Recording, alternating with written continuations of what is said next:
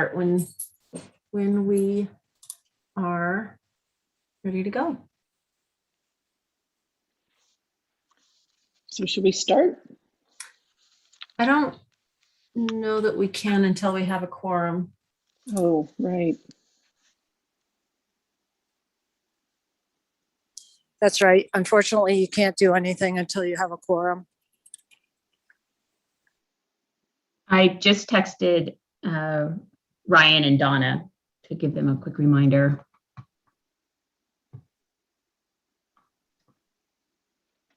You're on mute, Bruce. Are you talking to us? I thought Donna sent a note saying she might not be able to attend. Okay. I don't think I was on that stream. And Rachel sent a note Right. as well. Right. And Tony is on a plane. So hopefully Ryan will be joining us to give us our third.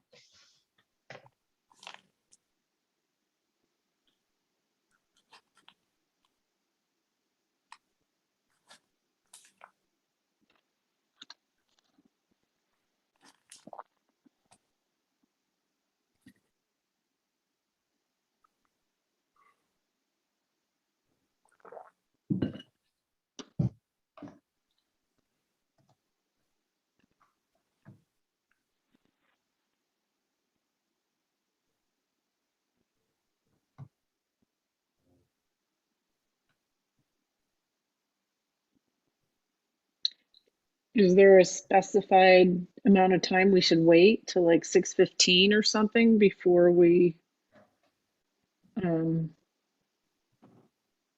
have to call it?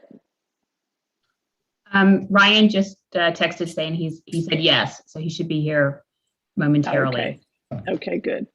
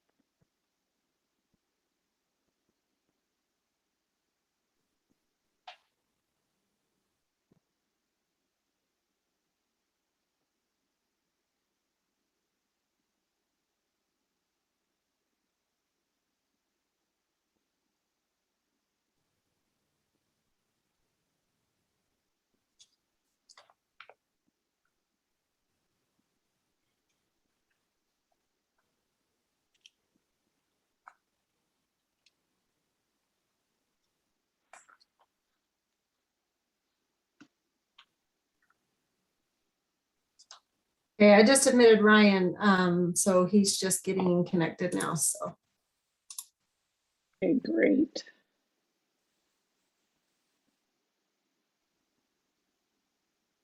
I'm here. Hey, Ryan. Thanks for Hello. joining. Yes, sorry, just made it home.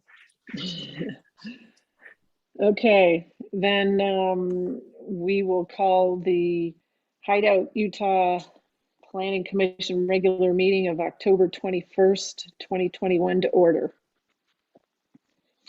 And the meeting is being held via Zoom per the October 7th, 2021 no anchor site letter because of the Delta variant of the coronavirus. Roll call. Ryan. Here. Bruce Here. and Glynis is here. Has anyone had a chance to take a look at the September 16th, 2021 Planning Commission meeting minutes? Any changes, comments? I've looked and I have no comments. I think it's fine. Okay. Same. Okay. Somebody want to make a motion to approve the minutes of September 16th?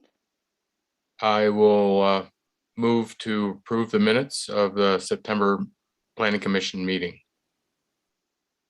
I second. Okay. Vote. Bruce? Yes. Ryan? Yes. And Glynis is a yes. Okay, meeting minutes approved.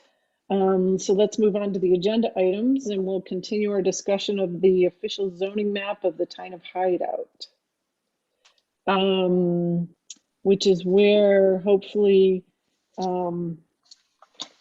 Thomas can come in and explain a little bit about the notice we got this afternoon from Mustang Development and how their map doesn't particularly look like it matches the map dated October 18th. Okay. And I can Hi, Glennis. comment to Go that ahead, about that. Holly. Okay. Okay. So the map that doesn't match is the density map, and that's not what's being approved tonight. That's just ancillary. So all that's being approved tonight is, or what we're asking is that the zoning map be approved. And they have, as stated in their first paragraph, they don't have any real issues with that. They had some comments which were made last month as well that we talked about, where there were two areas that were of zoning that were getting changed. But and the reasoning for that, one is the affordable housing already doesn't really match the zone it was in. So so Thomas proposed changing the zone to match better. And then the other area was a commercial area that is, the land is owned by the town, and we're thinking that we might put some commercial there. And so those are really the only changes other than what is pre-existing. The density map, we will continue to work with Mustang and try to have a meeting with them where we can sit down and, see if we can work through it. We've offered that and it just hasn't happened. Okay. Does anybody, Ryan or Bruce, have any other questions? I guess my question would be to Thomas and Polly, based on public comments and the last two meetings that we've had on this, is there anything that has not been addressed that we should be aware of? So, Bruce, this is Thomas. So I don't think that there is. I think we've addressed everything. One of the issues was really a non-zoning issue. It was the right-of-way designation alongside the west side of Deer Waters and Lakeview and Shoreline. So we've addressed that. The other three clarifications, which are really changes, and one I forgot to include in the report, which Polly noted, was that area that's town-owned property up just south of Deer Springs. That would, we're recommending neighborhood commercial for that, so we can start to get some potential opportunities for commercial amenities, neighborhood commercial amenities. The other is Lakeview Estates, which on some prior maps had shown as mountain zoning. It was actually rezoned to residential medium density, so we're showing that on the new map. And the other is, as Polly noted as well, the Deer Mountain affordable housing was listed on some prior mapping, and we're recommending that also as residential medium density, mostly because what's on the ground, the existing building structures, the fabric relates more to medium density than it does mountain density. So this is really a map about trying to get things right, match what's on the ground and what the existing zoning to date, as we understanding is. So this is kind of getting our zoning map up to date for ratification, because we haven't had a single map that accurately reflects that. But with regard to any other input from the public, I think we've addressed that in the revisions for this map. I think we're up to date now. And just a follow-up, Thomas, the commercial zone that the red that the town owns down by Ross Creek, does that have to go through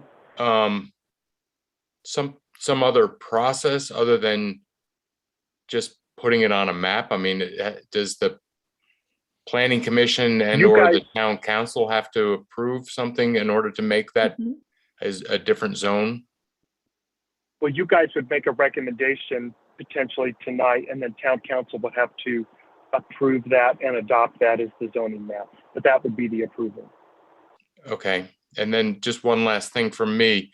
It would be really helpful, I think, to differentiate the roads, which are in black, and the lot lines, which are also in black. If there's some way, some other color or bolder line or something that we could do for roads versus the lot lines, I think that would be just good from an overall perspective.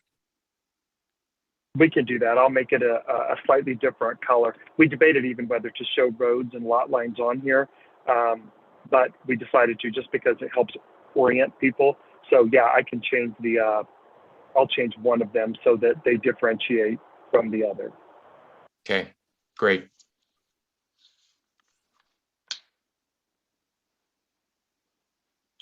Do you have anything, Ryan? You're on mute. Is that why it flashes a thing there? You might be on mute. Yeah, no, I'm good with it as it is. Okay. Then would someone like to make a motion that we approve this zoning map with the change that Bruce mentioned? Do we have to open it for public comment yet? I don't know, do we? You don't have to, since you don't have to, because you did on the prior meetings, and the public hearing was closed and it wasn't noticed for a public hearing. Okay. But if you wish to, you of course can. Is anyone on the line have any comments? Jared? Thanks. I'll be really quick. And I just wanted to confirm what I hope is clear in the letter, that we are fine with what is identified as the proposed zoning map. If there's one clarification I would ask, consistent with Thomas's report, is that first map, the zoning map, be clearly identified as Exhibit A, because you have two maps on two consecutive pages, and we do have some disagreement, some issues we're still working out with respect to the density pod map, the second map. And the zoning map is not labeled on it, at least what I'm looking at electronically, as Exhibit A, although it's referred to as Exhibit A in the report. So if that's what's being voted on, I would just ask that the record be clear to say that that's what's being approved by the commission, and that the other map is still subject to discussion between the staff and Mustang. Okay.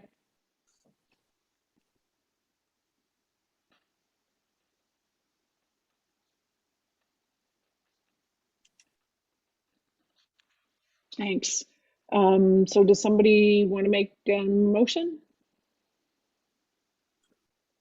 I'll move to recommend that we forward this to the town council as the zoning map for Sorry Hideout. to interrupt, but Mike Roast had his hands up. Oh, did not see that. Sorry. Yeah, thank you. And then this is Mike Rost. I Rost. 11867 Stargazer. I guess the question that several of us discussed after the last meeting was, the last zoning map highlighted what appeared to be historically state park land is now part of Hideout land. Yet, there's, in talking to, state officials and others, I don't know what the record is, what jurisdiction does this committee have to zone that land as open space if it's parkland? Is that Hideout land? Is there some record that that is Hideout land?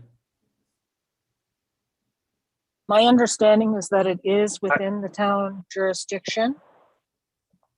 And so we can zone it, of course. What can be done on it, there's kind of some superseding language in the state code about that. So they probably can do more of what they want. I'm not quite sure. I haven't addressed that, but it is within the town jurisdiction. So it does need to be zoned something. Okay, all right. So that is not land that is owned by the state. It is owned by the town. No, it's owned by the state, but It is it's owned by the within the state. town. Yeah, but it's Okay. within the town's jurisdiction, right? It's within our town boundary. So the town zones, all the land, whether it owns it or not. Okay. I mean, that was really the question, clarification question, right? Is it the town of Hideout's, right to, could the town, for example, zone that as commercial, or would that have to be approved by the state? Is there some covenants that are on that land whereby the town could change the zoning of it, yes or no? We can zone it whatever we want, but the state's going to do with it what they want, right? So there's no requirement that the state approves the zoning. But what we were trying to do was reflect the actual use, which is open space. Correct. I would say, at least in my case, and I think in others, it was communicated as part of purchasing and as part of actually public advertisement by developers, such as Deerwaters, that was state land, not town land. And there lies the confusion, right? I mean, there are a number of public, declarations made by developers that the land would never be developed. Is that the direction of the Planning Commission?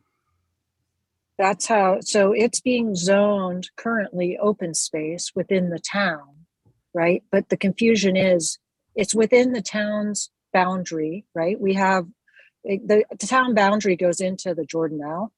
So like we could zone the middle of this Jordanelle commercial, but I don't think there's ever going to be a commercial endeavor in the middle of the lake, if that makes sense, right? That does make sense.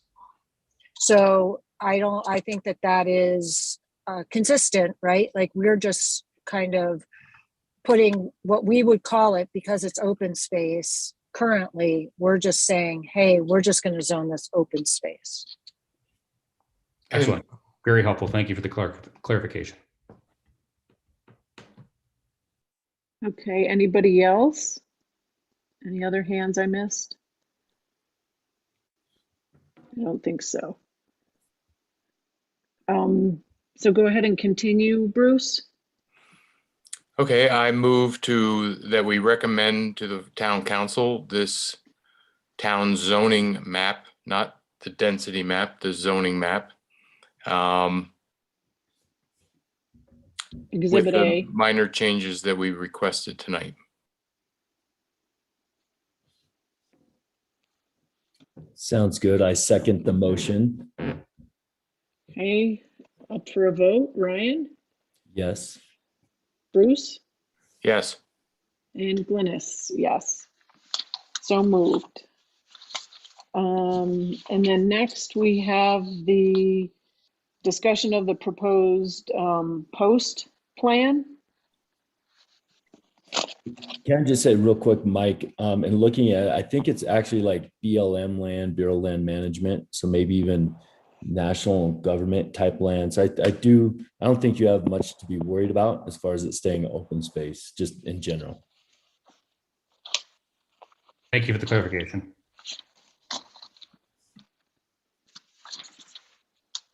So either Thomas or Polly? Or who's going to Hi, Glennis. present? Hi. Hi there, it's Thomas. So yeah, I can walk you guys through the post plan and kind of give you a quick overview. And if you have any questions, certainly feel free to ask me as we go. How's that? Yeah, that sounds good. Thanks. Great. So the Parks Open Space and Trails Plan really was a project that was initiated by the town back in 2019, and it launched with a steering committee that was made up of the mayor, councilperson Chris Bayer, Hans Johansson, who was also on the town council at that time, and Sarah Goldkind, who was a planning commissioner, as well as Jan McCosh, the town administrator. And so the intent of the Parks Open Space and Trails Plan was really twofold. One, it was to really identify some areas in the town that existed as parks or open space or trails where we had easements or trails that may have been part of the master HOA and or other HOAs or subdivision development. So it was really kind of getting clarification on what did we already have approved, what was on the ground. So part of the endeavor up front was really kind of research and analysis. So you'll see that contained within the document. The second part of it was to really create a plan. What do we want to focus on? Where do we want to aim energies and potential funding, grant funding, town funding, et cetera, in the future?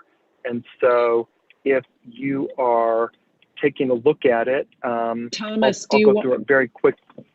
do you want Alicia to share her screen and take us Good to call. that Alicia, section? is that possible? Yeah, she already is. Great. So Alicia, if you could go to page 4 and 5, the background in town history. That's kind of where we started, how to use the plan. We're actually kind of through that. So maybe go to page 6 and 7. How's that? The town's profile by the numbers. You tell me when you're there. She was there. Okay. Next one. There we go. She's there. Okay, great. So, just quick overview. You can see on these couple of pages, real quick background, demographic background analysis. You could see the number of young people that are within the community, certainly desirable of parks, open space, trails, but also the middle and older demographics as well, who are desirable of trails. We wanted to make sure that we incorporated the population pyramid so that people had an understanding of the younger population that resides within the community, primarily over in Deer Mountain. Of course, on the second page, you can see the estimated population growth between 2020 and 2040. So as population grows, so will there be a need for the open space. If you could go to the next page, Alicia, you'll see a few cutouts from the actual general plan back in 2019. And if you take a look up on the right side of the page, you'll see what the top left one is. What are folks concerned about in Hideout?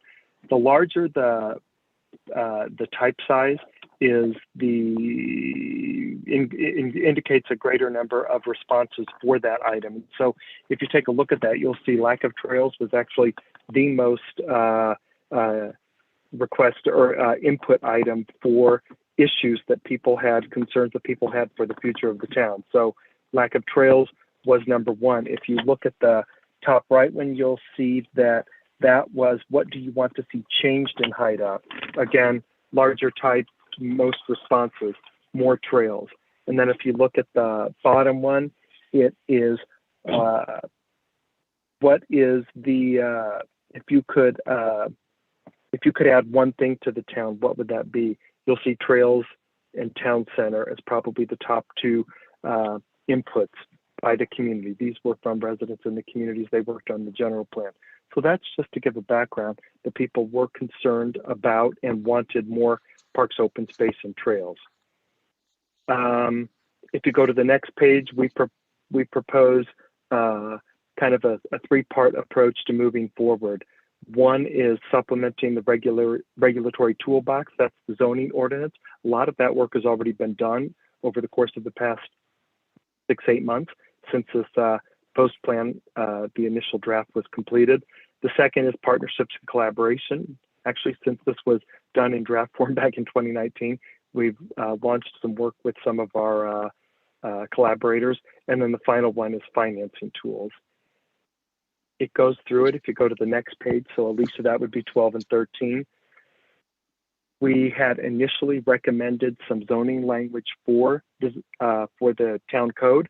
Much of that language was included. So in this section, this was revised a couple of weeks ago, and working with the post committee, we kind of reconvened the group, and we outlined here some of the language that was already incorporated into the town code in November of 2020. So we've incorporated a significant amount of requirements for trails, open space, percents, acreage, easements for trails, etc. So we just simply, at this point, outlined what that language was.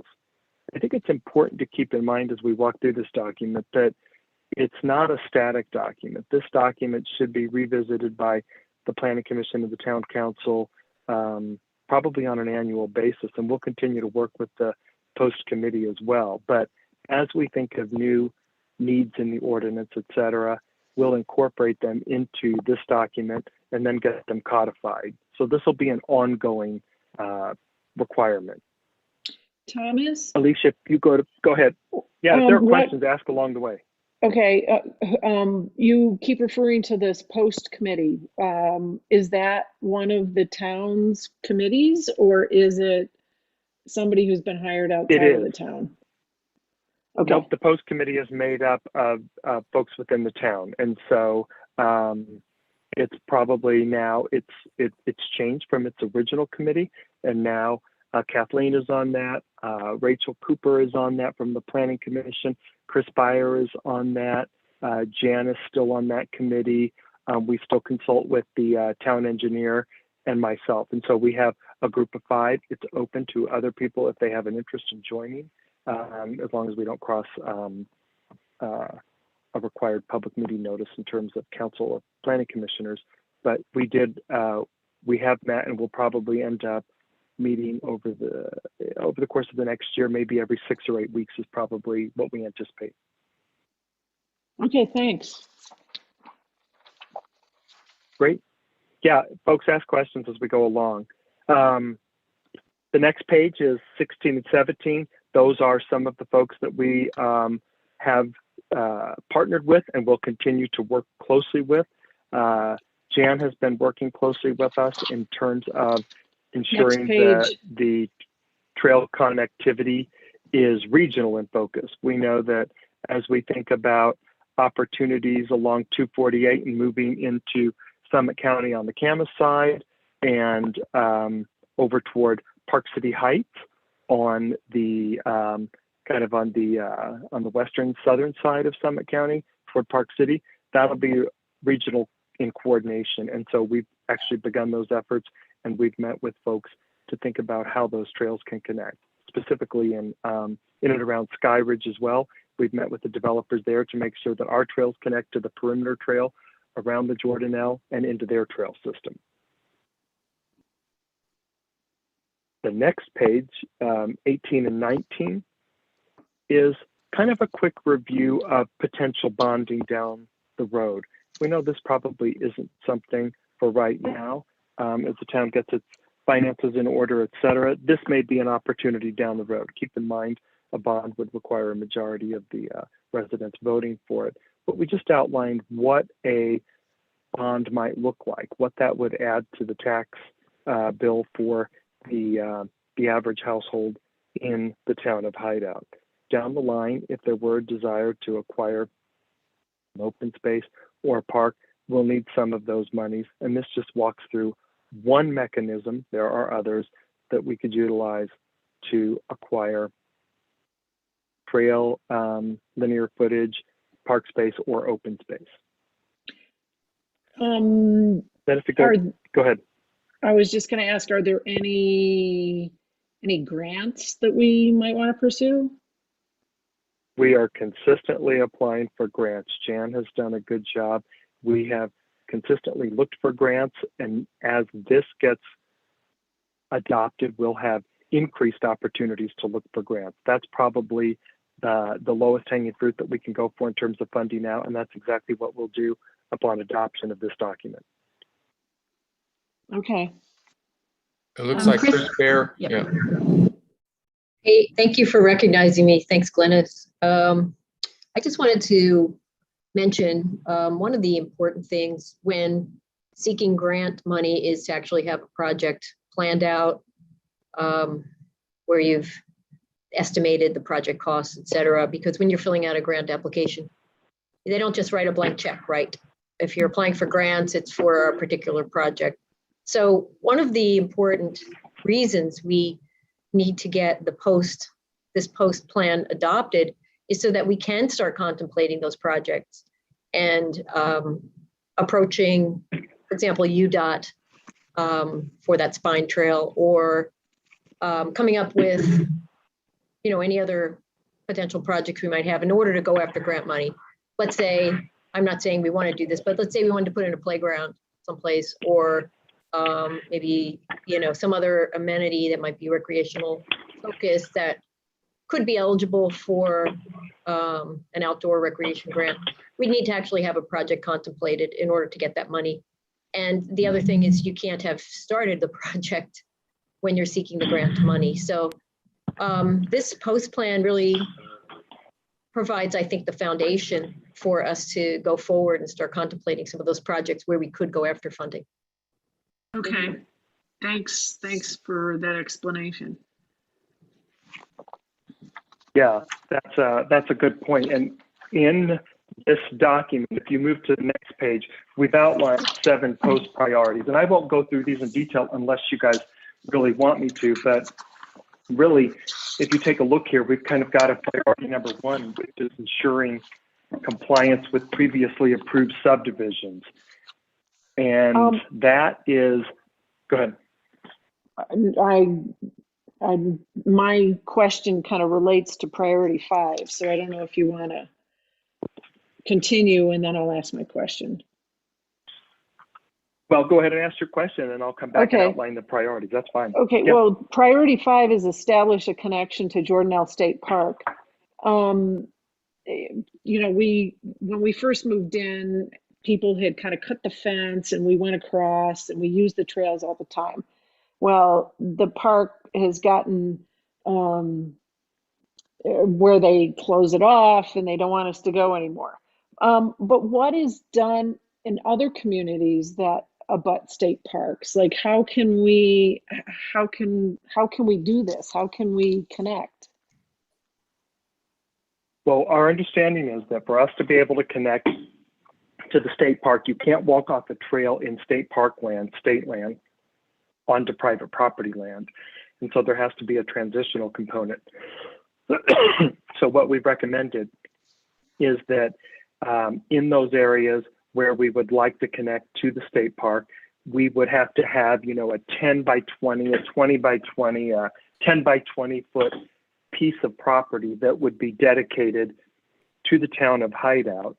And that would potentially be a future landing point. We're currently working with both Lakeview and Shoreline in the most recent subdivision plats to get those pieces. They've agreed to that. So as those move toward recordation with Wasatch County Quarters Office, we will get an area that is dedicated to the town. So as we work more closely with Jordanelle State Park, we'll be able to form those connections so that as you move from the Jordanelle state land into the subdivisions, into the neighborhoods in the town of Hideout, the first landing point will be this kind of small area that is town of Hideout owned. So it's public to public transition. And then it can move into a trail that's on private land in a neighborhood, in a subdivision with the town of Hideout. So actually that work is well underway. Oh, okay. Glennis, I raised my hand. Can I? Oh, sure. Go ahead. I didn't see you over there. Yeah, it's too subtle. Yeah, that's one component. Thomas is absolutely right. You can't connect public with private, public land with private trails, we'll say. The other component that we have not worked out yet with the park, if it's possible to do, is the park is a fee area. So that there's a negotiation that has to happen between Hideout and the state park in order to be able, for the state park, in order to be able to collect the fee. So when I say it's a fee area, it's not just you pay to park, it's actually a fee area where if you're using the park, you should have a pass, or you should have paid the entrance fee and, you know, put it in your car. So there's also a financial component involved in making a potential connection with the state park. Okay. Okay.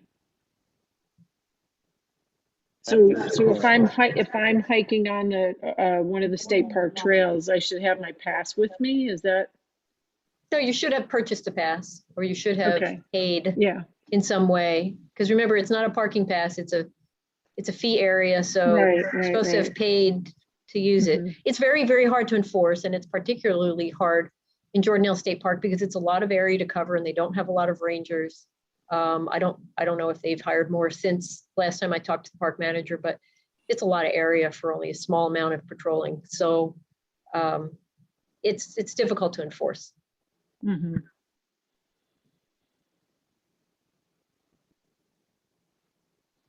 Okay. Dennis Gonzalez has his hand raised. Do we want to take his questions and comments?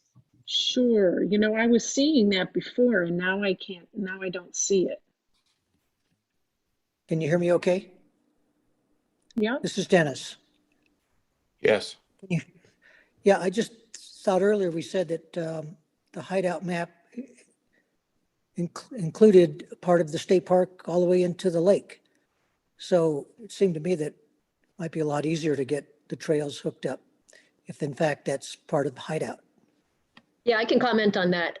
Yes, it's within Hideout's jurisdiction, as our attorney mentioned, but it's federal land, Bureau of Reclamation land that's managed by Utah State, the state of Utah through the Department of Natural Resources and their state park. So it's federal land managed by the state. Ultimately, it's up to the federal government with state cooperation about what actually happens on that land. I know that from experience because I was part of that original committee, the Hideout Trails Committee, that was able to successfully put 3 miles of single track in the Ross Creek area, but it was only after about 1.5 years of an approval process and a NEPA study sponsored by the state park that we were able to do that. So just so we're clear, it may be part of Hideout's jurisdiction and we are going to zone it open space according to that map, but ultimately it's the federal government in cooperation with the state who has control over it.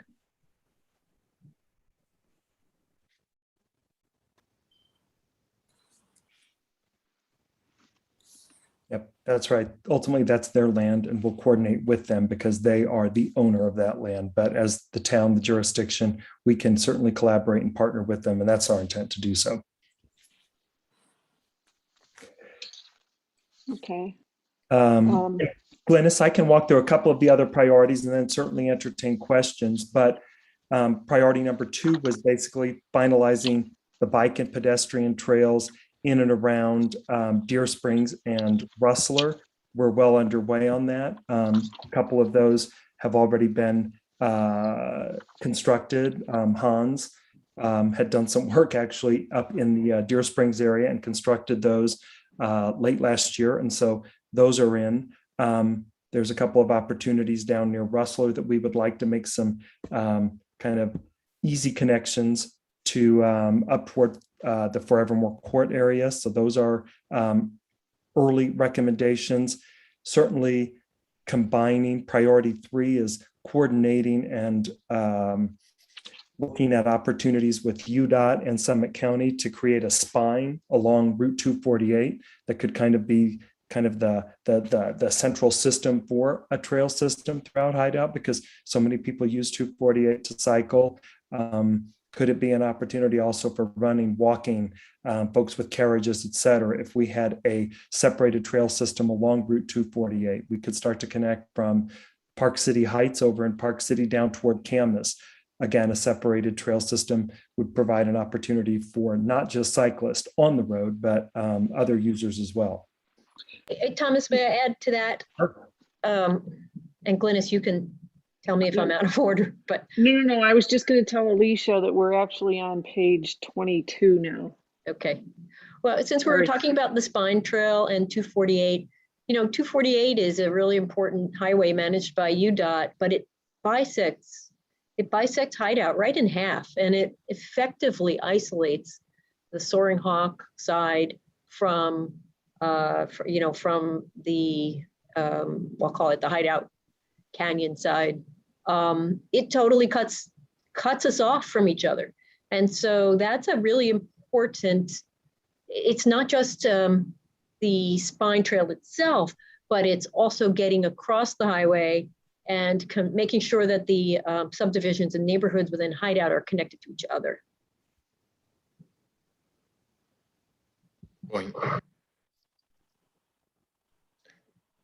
So Thomas, I don't know if anything is in here about pedestrian crossings. I know we talked about that in our committee meeting.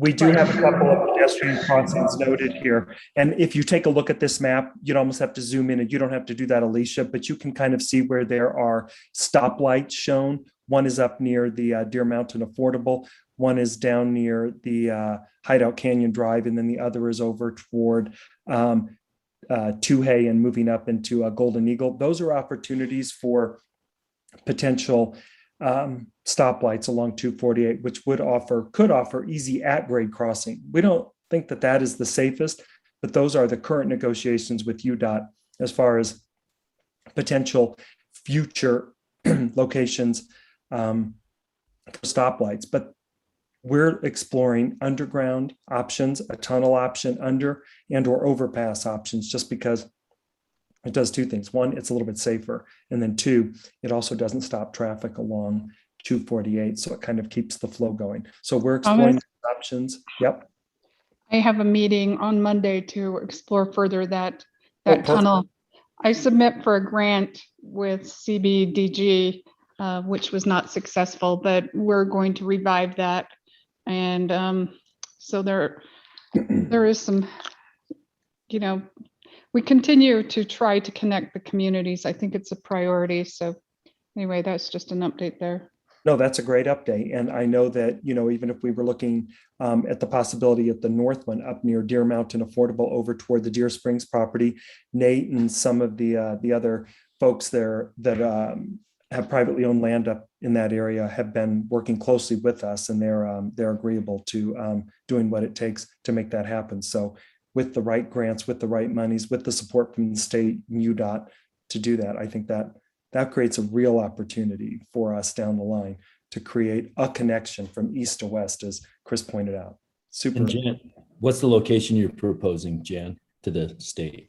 It is by the affordable community. There's a depression there. I think as you drive by, take a look to the right and you'll see that's where the proposed underpass is. And a couple of years ago, it was bid at $350,000, and I think it's significantly increased in price since then. But we're putting it in our wish list, and we're just creating activity around it. And who knows? We're looking at a MIDA project. Bonding. We have an economic development committee now that has formed, and this is a consistent priority of the town. So we'll figure it out. If there's a will, there's a way eventually, I think. Mm-hmm. Yeah. So Jan, it's a long way to go underground under, those 2 lanes of traffic in each direction, plus the shoulder, plus the center. That's a long tunnel. I'm going to call it long, scary tunnel. If you're a pedestrian, that thing will need lights. It's a long way to have a tunnel. I don't know if you've ever been if you've connected Kimball Junction There's a tunnel that goes under Kimball Junction and then connects over to the Spring Creek Trailhead area. So it goes like between the field house area, goes underneath 80 and then comes back out. And it's a bike trail next to a stream that sometimes floods. But that's a relatively short one, and it's scary enough, right? But it's open because there's a stream under it. But when you've got those narrow tunnels, like they sometimes do, I've seen in California and other places, through mountainsides to get from one neighborhood to another under a highway, they could be a little freaky. Yes. So 224 has the one going underneath to the barn, and that is probably a similar expanse. I run on that frequently. With adequate lighting, and I think it's doable. I actually had people who put in the underpass in the Mayflower project bid on it, and at the time they were bidding, we were looking at overpass or underpass, and they suggested underpass would be a lot more economical, and they thought it was doable. it's also overpass won't kind of be I'm going to call it an eyesore, but it doesn't necessarily need to be. It'll become a feature over a highway. Underpass is so much less obtrusive.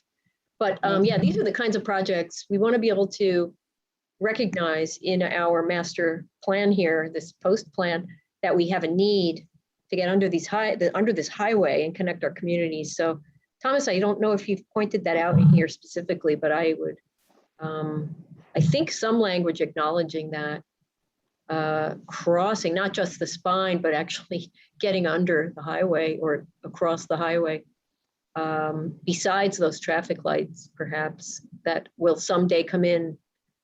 It would be a good thing, because it's, anybody who's ever tried to cross that road on foot knows it's really, or on a bike even, it does not feel safe. No, that's a significant right of way. I'll make sure that that's clearly outlined in here. I think that it is twice, but I'll make sure that we've got that clearly outlined. That would be great, because when the time comes to start working on these projects, like the one Jan is working on and contemplating and getting the various entities together, and we'd really like to be able to point back to our master plan here for connectivity. That's right.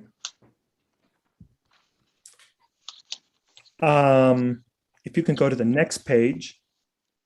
Again, I'm walking through this quickly. I apologize, but if you guys have specific questions, ask me. On the next page, we get to priority 4, which is starting to explore the opportunity for the town to look at acquisition of property for a park, for a town park.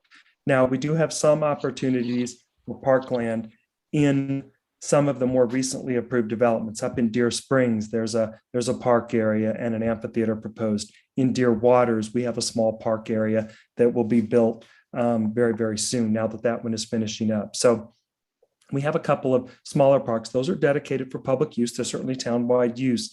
But down the road, could there be an opportunity down near the traffic circle in the heart of town to do something down there? There's some property down there that may not be terribly easily developable. Could it be an opportunity for the town to coordinate with the private owner, consider acquisition, and create something in that area?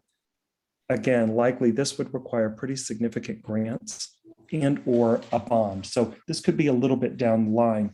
It's just something that we want to consider before the town is fully built out, because at that point, property is very expensive, number one, and number two, it may not be readily available in an area that you want it. So it's just something that we wanted to put on the radar.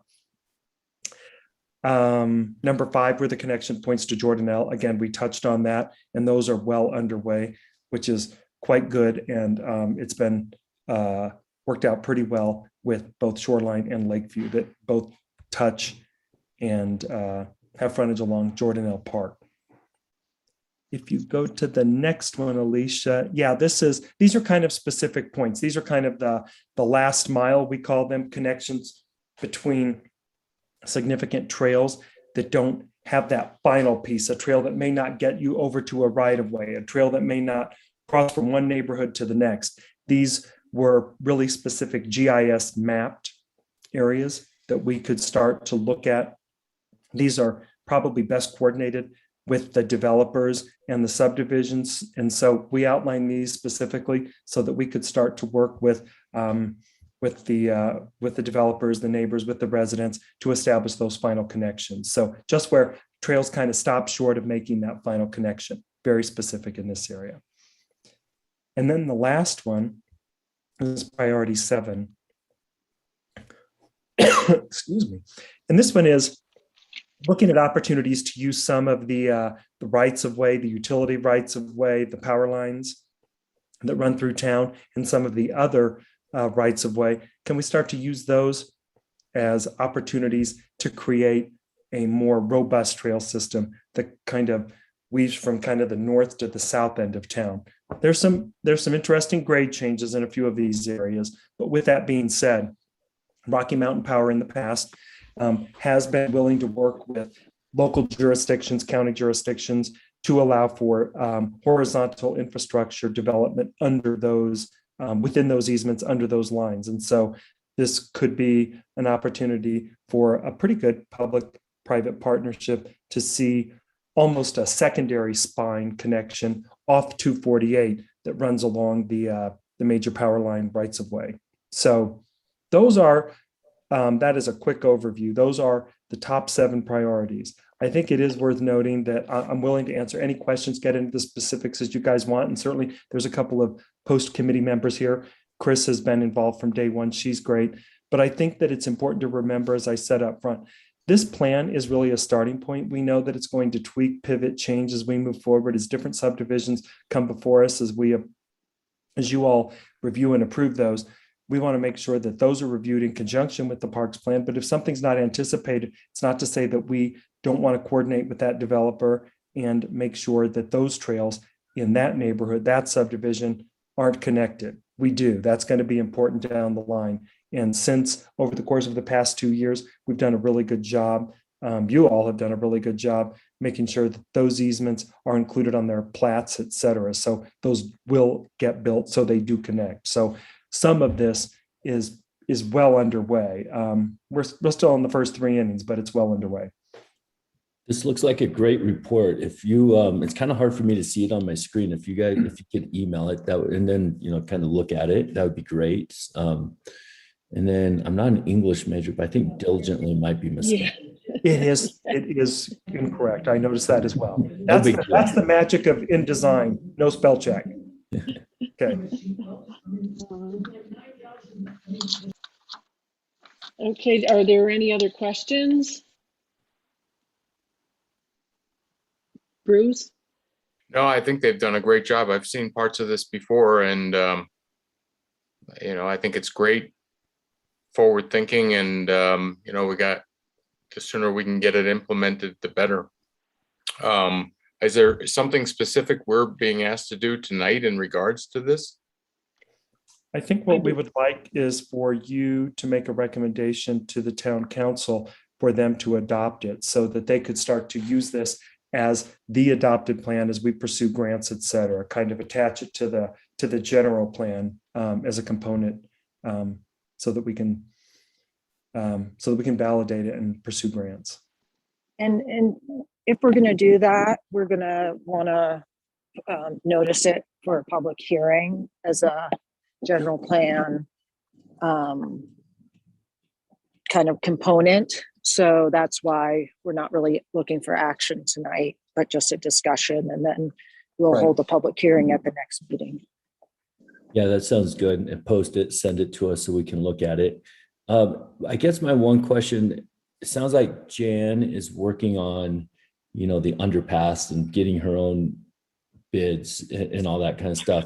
Is this, when we implement this, how do we make sure like everyone's on the same page, that I'm not going and trying to get an underpass in another location, let's say? That's a good question.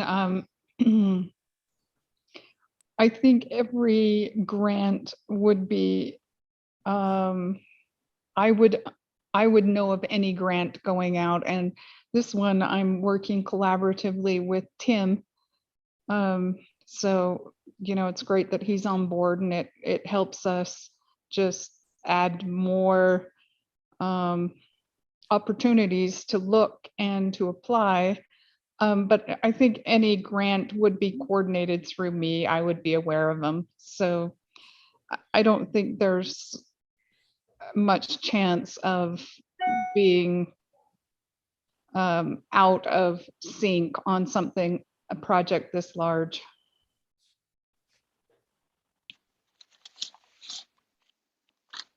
Yeah, and I would even go a step further. If people are interested in, working with the post committee, certainly feel free to join that committee. But I would say use that committee as kind of the hub of all parks, open space, and trails work. And so, if you have any questions, reach out to that committee, and they can certainly use any help that you want to provide. But also, they can let you know what is being pursued. Okay. Does anybody have their hand up that I can't see?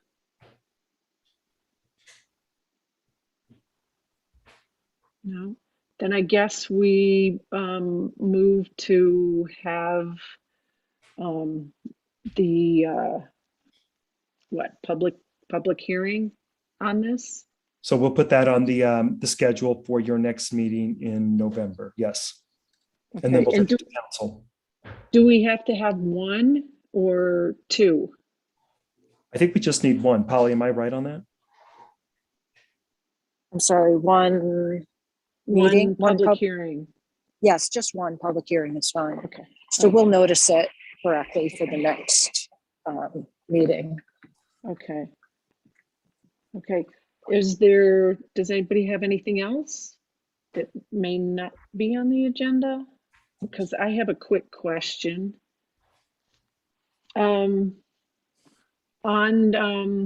Okay, wait a minute. Let me see what neighborhood that is now that I have the listing of all the neighborhoods. Silver Sky. Why does that road, from a planning perspective, that road should continue and meet up with another road so that there's two different egresses? Why does that road end, or is there an emergency road? Linus, can you help me understand which road is Where am that I? in particular? It's Longview. Are you talking about the Plum development? Well, it says Silver Sky on here. I think that's the Plum development. I think it ends right now after. Look at the It's got a circle. cul-de-sac. Yeah, there's a cul-de-sac yeah. up there. And so I think that one was approved about a year and a half ago. So that's got a cul-de-sac that ends it. We're currently working with the owner of that property who is interested in potentially coming in for a subdivision plat. I think you all approved it a year and a half ago for, I think, 4 lots. It's a 4-lot subdivision, kind of around that cul-de-sac. And they're interested in maybe adding a couple of lots. And they have coordinated with myself a little bit and Ryan, the town engineer, a little bit to see how that might be received. And we have both let them know that they would need to connect, they would need to bring that road down from Shoreline Court down to Shoreline, or down to Longview, as most people know it, right? And we're looking at the grading right now. Right now, it's a little over the 10% grade that we would typically like to see, but for a short distance, we can give a waiver for that. And so that would really be coordinating with Ryan and the town engineer, but that is in discussion right now, and you'll probably see that potential subdivision before you in the next couple of months. Okay. Thomas, Good. as I recall, when we approved that, it was with the recommendation, and they had agreed to create like a fire road exit and a trail that connected up to Shoreline. There was going to be some sort of a breakable barrier so that cars couldn't use it, but it was going to be a trail that was wide enough for fire and emergency. Yeah, yeah. I That's vaguely. the case. That's what the Yeah. plat shows. I don't know what it connects to, but the plat itself shows the driveway ending and there being a trail easement. And that has been, that's on the plat. No. Yeah. Okay. What we're looking at right now is really working with grades, because right now those grades are pretty significant over there. There would have to be a kind of an elongation and kind of a smoothing out to get it to connect. Yeah, they Yeah, really yeah. built that cul-de-sac up. That's right. Okay, thanks. I just didn't think that was a really good thing to just have one way in and one way out. Right, and I think that right now, no additional density could be added up there because of emergency management services, right? Because that is the end of it is a cul-de-sac. But if they connected, maybe there is an opportunity if they go through you all for subdivision recommendation and town council for adoption. So it may be coming to you in the very near future. Okay, See if they okay. bring it back. Yeah. Thanks. If anybody doesn't have anything else, would somebody like to move that we adjourn the meeting? Also move. I'll second. Bruce? Vote? Yes. Ryan? Yes. And I'm a yes. Thank you, Polly and Thomas and Chris and Jan for Yeah. all your inputs. Appreciate it. You're welcome. Thank you, Yep. everyone. Thank you. Good night. Thank you. Good night. Okay. Bye-bye. Good night. Good night. Right.